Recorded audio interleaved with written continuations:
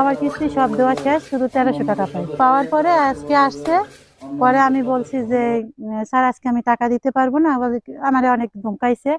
পরে আমি বলছি যে দেখেন তাহলে আগামী সপ্তাহে আসেন, আমি কিছু টাকা দিয়ে দেব। পরে বলছে যে না, তাতে হবে না।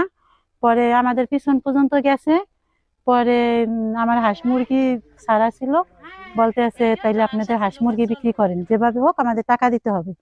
পরে আমি বলছি যে আমাদের টাকা দিতে আজকে আমি পারবো না, আগামী সপ্তাহে। পরে আমি বলছি যে হাঁস মুরগি যে বিক্রি করবো, কাস্টমার নেই।